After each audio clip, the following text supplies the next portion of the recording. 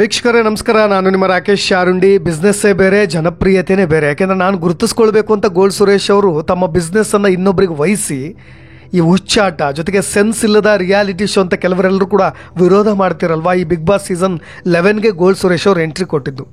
ಇದೀಗ ಜನಪ್ರಿಯತೆಯನ್ನು ಬಯಸಿ ಬಂದರು, ಆದರೆ ಬಿಸ್ನೆಸ್ನಲ್ಲಿ ಕೋಟಿ ಕೋಟಿ ಲಾಸ್ ಮಾಡಿಕೊಳ್ಳೋ ಪರಿಸ್ಥಿತಿ ಬಂದುಬಿಟ್ಟಿದೆ.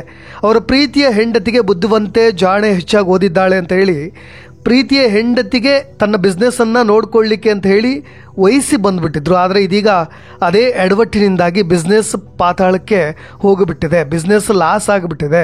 ಇದನ್ನು ಸರಿಪಡಿಸೋದಕ್ಕೋಸ್ಕರವೇ ಬಿಗ್ ಬಾಸ್ ಬಿಟ್ಟು ವಾಪಸ್ ಈಗ ಮನೆಗೆ ಬರುವಂತಾಗಿಬಿಟ್ಟಿದೆ. ಗೋಲ್ಡ್ ಸುರೇಶ್ ಅವರು ಈಗ ಹೊರಗೆ ಬಂದಿರೋದಕ್ಕೆ ಅನೇಕ ಕಾರಣಗಳು ಕೂಡ ಇದೆ. ಅದರ ಕುರಿತಾಗಿ ಒಂದಿಷ್ಟು ಮಾಹಿತಿಯನ್ನು ಕೂಡ ಕೊಟ್ಟು ಬಿಡ್ತೀನಿ. ವೀಕ್ಷಕರೇ, ಬಿಗ್ ಬಾಸ್ ಸೀಸನ್ 11ರಲ್ಲಿ ನೀವು ಗಮನಿಸೋದಾದರೆ ಮಧ್ಯದಲ್ಲೇ ಆಟವನ್ನು ಬಿಟ್ಟು ಹೊರಗೆ ಬರ್ತಾ ಇರತಕ್ಕಂಥವ್ರ ಸಂಖ್ಯೆ ಹೆಚ್ಚಾಗಿರೋದು.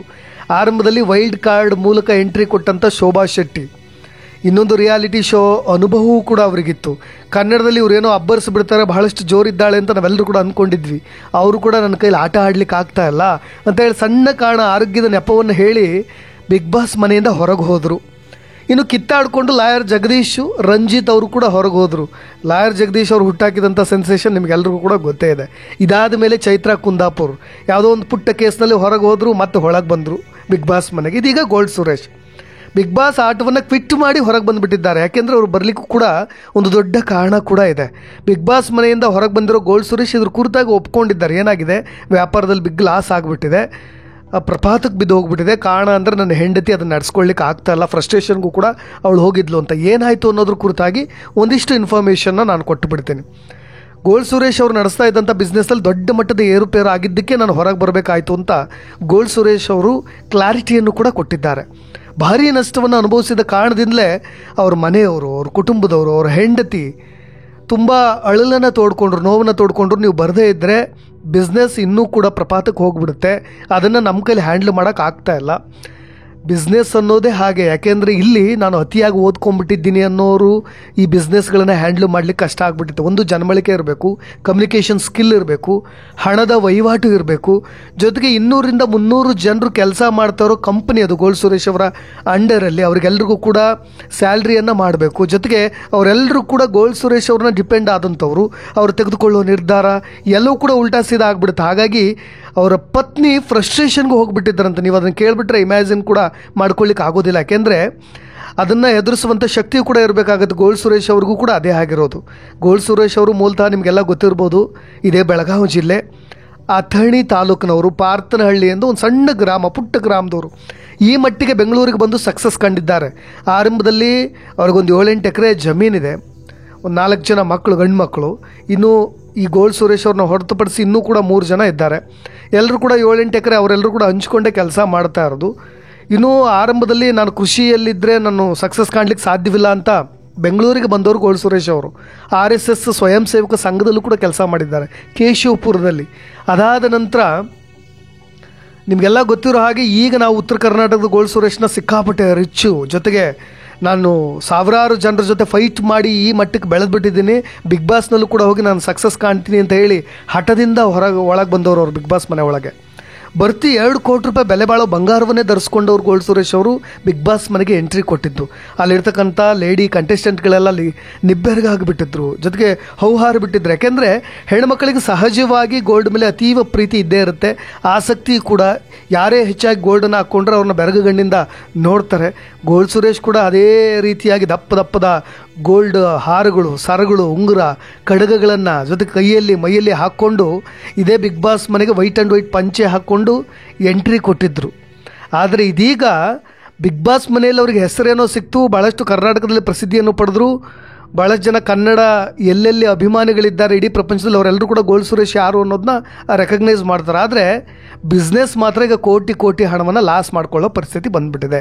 ಯಾಕೆಂದರೆ ಅವರು ಕ್ರಿಯೇಟಿವ್ ಮೈಂಡ್ಲಿಂದಲೇ ಅವರು ದುಡ್ಡನ್ನು ಮಾಡಿರೋದು. ಯಾಕೆಂದರೆ ಆರಂಭದಲ್ಲಿ ಬೆಂಗಳೂರಿಗೆ ಬಂದಾಗ ದೆಹಲಿಗೆ ಹೋಗಿ ಅಲ್ಲೊಂದು ಇಂಟೀರಿಯರ್ ಡಿಸೈನ್ ಕೆಲಸ ಮಾಡಿದ್ರು, ಆರ್ಕಿಟೆಕ್ಚರ್ನಲ್ಲೂ ಕೂಡ ತೊಡಗಿಸ್ಕೊಂಡಿದ್ರು. ಜೊತೆಗೆ ಅವ್ರ ಅಂಡರ್ಲಿಗೆ 200ರಿಂದ 300 ಜನ ಕೆಲಸಗಾರಿದ್ದಾರೆ.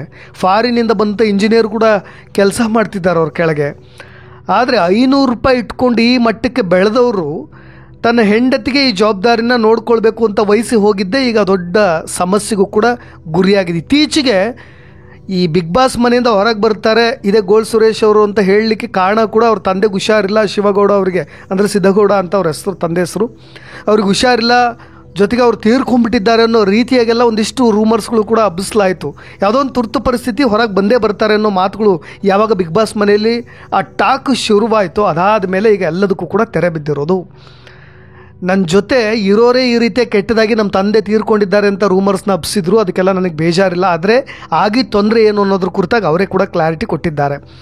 ಬಿಸ್ನೆಸ್ಸಲ್ಲಿ ತುಂಬ ಲಾಸ್ ಆಗಿಬಿಟ್ಟಿದೆ. ಯಾಕೆಂದರೆ ಪ್ರಾಜೆಕ್ಟು ಅವರು ಒಂದಿಷ್ಟು ಪ್ರಾಜೆಕ್ಟ್ಗಳನ್ನು ವಹಿಸ್ಕೊಂಡಿದ್ರಂತೆ. ಜೊತೆಗೆ ಅವರು ಕಂಪನಿಯಲ್ಲಿರ್ತಕ್ಕಂಥ ಅದನ್ನು ಹ್ಯಾಂಡ್ಲ್ ಮಾಡ್ತಕ್ಕಂಥ ಸೀನಿಯರ್ ಮ್ಯಾನೇಜರ್ಗಳು ಕೂಡ ಅವರ ಹೆಂಡತಿಯ ಜೊತೆ ಕಮ್ಯುನಿಕೇಷನ್ ಗ್ಯಾಪ್ ಆಗಿಬಿಟ್ಟಿದೆ. ಹಾಗಾಗಿ ಎಲ್ಲವೂ ಕೂಡ ಉಲ್ಟಾ ಸೀದಾ ಆಗಿಬಿಟ್ಟಿದೆ. ಯಾವಾಗ ಗೋಲ್ಡ್ ಸುರೇಶ್ ಅವರು ಒಳಗಿದ್ರು, ಹೆಂಡತಿ ಅವರು ಕೂಡ ಚೆನ್ನಾಗಿ ಓದಿದ್ದಾರೆ, ನಾನು ಅಷ್ಟು ಚೆನ್ನಾಗಿ ಓದಿಲ್ಲ, ಜೊತೆಗೆ ಇದನ್ನೆಲ್ಲ ಕೂಡ ಅವರು ನಿಭಾಯಿಸಬಹುದು ಅಂತ ಹೇಳಿ ಇಡೀ ಬಿಸ್ನೆಸ್ನ, ಇಡೀ ಕಂಪನಿಯ ವ್ಯವಹಾರಗಳನ್ನು ಅವ್ರ ಪತ್ನಿಗೆ ವಹಿಸ್ಕೊಟ್ಟು ಇದೇ ಬಿಗ್ ಬಾಸ್ ಮನೆಯೊಳಗೆ ಹೋಗಿಬಿಟ್ಟಿದ್ರಂತೆ.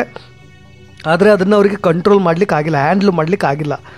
ಇದೇ ಅಥಣಿಯ ಸೆಗುಣಿಸಿಯ ಪಾಟೀಲ್ ಫ್ಯಾಮಿಲಿ ಹುಡುಗಿಯನ್ನೇ ಅವರು ಮದುವೆ ಆಗಿದ್ದು ಗೋಲ್ಡ್ ಸುರೇಶ್ ಅವರು, ಅದೇ ಬೆಳಗಾವಿ ಡಿಸ್ಟಿಕ್ಕು. ಆದರೆ ಹೆಂಡತಿ ಆರಂಭದಲ್ಲಿ ಈ ಬಿಸ್ನೆಸ್ನೆಲ್ಲ ನೋಡ್ಕೊಳ್ಳಿಕ್ಕೆ ಹೋಗಿ ತುಂಬ ಫ್ರಸ್ಟ್ರೇಷನ್ಗೆ ಹೋಗ್ಬಿಟ್ಟಿದ್ರಂತೆ, ಕುಗ್ಗು ಹೋಗಿಬಿಟ್ಟಿದ್ರಂತೆ, ಜರ್ಜರಿತರಾಗ್ಬಿಟ್ಟಿದ್ರಂತೆ, ಮೆಂಟಲಿ ಡಿಸ್ಟ್ರಾಕ್ಷನ್ ಆಗಿಬಿಟ್ಟಿದ್ರಂತೆ.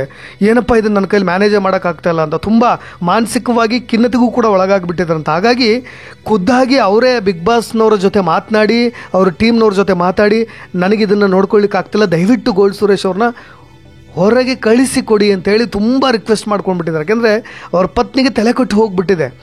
ಹಾಗಾಗಿ ಎಲ್ಲ ಒಂದಿಷ್ಟು ಬಿಸ್ನೆಸ್ನ ಮತ್ತೆ ಟ್ರ್ಯಾಕಿಗೆ ತರಬೇಕು ಅಂದರೆ, ಮತ್ತೆ ಹಳಿಗೆ ತರಬೇಕು ಅಂದರೆ ನಾನು ವಾಪಸ್ ಬರಲೇಬೇಕು. ಬಿಗ್ ಬಾಸ್ನಲ್ಲಿ ನಾನು ಹಣ ಗಳಿಸಿದ್ದಕ್ಕಿಂತ ಹೆಚ್ಚಾಗಿ ನಾನು ನನ್ನ ಬಿಸ್ನೆಸ್ನಲ್ಲೇ ಗಳಿಸಬಹುದು ಕೋಟಿ ಹಣವನ್ನು.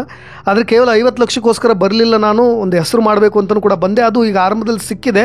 ಆದರೆ ಇನ್ನು ಮುಂದೆ ನಾನು ಹೋಗದೇ ಇದ್ದರೆ ಬಿಸ್ನೆಸ್ ಮತ್ತೆ ನಾನು ಅದನ್ನು ಮತ್ತೆ ಕಂಟ್ರೋಲ್ಗೂ ಕೂಡ ತೆಗೆದುಕೊಳ್ಳಿಕ್ಕೆ ಸಾಧ್ಯವೇ ಇಲ್ಲ ಅನ್ನೋ ಕ್ಷಣಕ್ಕೆ ಬಂದಾಗ ಅವರು ವಾಪಸ್ ಈಗ ಬಿಗ್ ಬಾಸ್ ಮನೆಯನ್ನು ಬಿಟ್ಟು ಹೊರಗೆ ಬಂದಿದ್ದಾರೆ. ನಿಮಗೆಲ್ಲ ಗೊತ್ತಿರೋ ಹಾಗೆ ಕೇವಲ ಸೆಕೆಂಡ್ ಇಯರ್ ಅಷ್ಟೇ ಓದಿರೋದವರು ನಮ್ಮ ಈ ಗೋಲ್ಡ್ ಸುರೇಶ್ ಅವರು. ಅದಾದ ನಂತರ ಮೈಸೂರಿನೆಲ್ಲ ಶಿಕ್ಷಣ ಮುಗಿಸಿ ಸೆಕೆಂಡ್ ಇಯರ್ಗೆ ಎಜುಕೇಷನ್ನ ಡ್ರಾಪ್ ಮಾಡಿ ಬೆಂಗಳೂರಿಗೆ ಬಂದು ಈ ಮಟ್ಟಕ್ಕೆಲ್ಲ ಬೆಳೆದಿದ್ದಾರೆ. ಆದರೆ ಬಿಸ್ನೆಸ್ ವಿಚಾರದಲ್ಲಿ ಮಾತ್ರ ಇನ್ನೊಬ್ಬರಿಗೆ ನಾನು ಇಲ್ಲದನ್ನು ಕೂಡ ಇನ್ನೊಬ್ಬರು ಹ್ಯಾಂಡ್ಲ್ ಮಾಡ್ತಾರೆ ಅನ್ನೋ ನಿರ್ಧಾರಗಳನ್ನು ತೆಗೆದುಕೊಳ್ಳೋದಿದೆಯಲ್ಲ, ಅದು ಯಾರಾದರೂ ಕೂಡ ಅದು ತಪ್ಪು ನಿರ್ಧಾರ ಅನ್ನೋದಕ್ಕೆ ಇದೇ ಒಂದು ತಾಜಾ ಉದಾಹರಣೆ ಅಂತ ಕೂಡ ಹೇಳ್ಬೋದು. ಒಟ್ಟಾರೆಯಾಗಿ ಈಗ ಯಾರೆಲ್ಲ ತಮ್ಮ ತಂದೆ ತೀರ್ಕೊಂಡಿದ್ದಾರೆ ಅಂತ ಗಾಸಿಪ್ಗಳನ್ನು ಹರಡಿಸ್ಬಿಟ್ರಲ್ಲ, ನಮ್ಮ ಸ್ವಂತವರೇ, ನಮ್ಮ ಜೊತೆಯವರೇ, ನಮಗೆ ಬೇಕಾದವರೇ ಈ ರೀತಿಯಾಗಿ ಕೆಟ್ಟ ಸುದ್ದಿಗಳನ್ನು ಹಬ್ಬಿಸ್ಬಿಟ್ರು. ಅವ್ರಿಗೆಲ್ಲ ದೇವರು ಒಳ್ಳೇದು ಮಾಡಲಿ. ಇರಲಿ, ನನಗೇನು ತೊಂದರೆ ಇಲ್ಲ. ಆದರೆ ಇನ್ನೂ ಹೊರಗೆ ಬಂದಿದ್ದೀನಿ, ಇನ್ಮೇಲೆಲ್ಲ ನನ್ನ ಬಿಸ್ನೆಸ್ಸನ್ನು ನೋಡ್ಕೊಳ್ತೀನಿ ಅನ್ನೋ ಒಂದು ಕ್ಲಾರಿಟಿಯನ್ನು ಕೂಡ ಕೊಟ್ಟಿದ್ದಾರೆ. ನಿಮಗೂ ಕೂಡ ಒಂದಿಷ್ಟು ಕನ್ಫ್ಯೂಷನ್ಸ್ಗಳು ಇತ್ತು, ಯಾವ ಕಾರಣಕ್ಕೆ ಇದೇ ಗೋಲ್ಡ್ ಸುರೇಶ್ ಅವರು ಹೊರಗೆ ಬಂದಿದ್ದಾರೆ ಅಂತ. ಅದರ ಬಗ್ಗೆ ಒಂದಿಷ್ಟು ಕ್ಲಾರಿಟಿಯನ್ನು ಕೊಡೋ ಪ್ರಯತ್ನವನ್ನು ನಾನು ಮಾಡಿದ್ದೀನಿ ಅಂತ ಹೇಳ್ತೀನಿ. ನಿಮ್ಮ ಅಭಿಪ್ರಾಯ ಕೂಡ ಇಂಪಾರ್ಟೆಂಟ್ ಆಗುತ್ತೆ. ಈ ವಿಡಿಯೋನ ನೋಡಿದ್ರೆ ದಯವಿಟ್ಟು ಕಮೆಂಟ್ ಮಾಡಿ. ಯಾರೆಲ್ಲ ಸಬ್ಸ್ಕ್ರೈಬ್ ಮಾಡಿಲ್ವೋ ಅವರೆಲ್ಲರೂ ಕೂಡ ಸಬ್ಸ್ಕ್ರೈಬ್ ಮಾಡಿ ಅಂತ ಹೇಳ್ತಾ ಇನ್ನಷ್ಟು ವಿಶೇಷ ಸುದ್ದಿಗಳೊಂದಿಗೆ ಮತ್ತೆ ಬರ್ತೀನಿ. ನಾನು ರಾಕೇಶ್ ಶಾರುಂಡಿ. ಧನ್ಯವಾದ.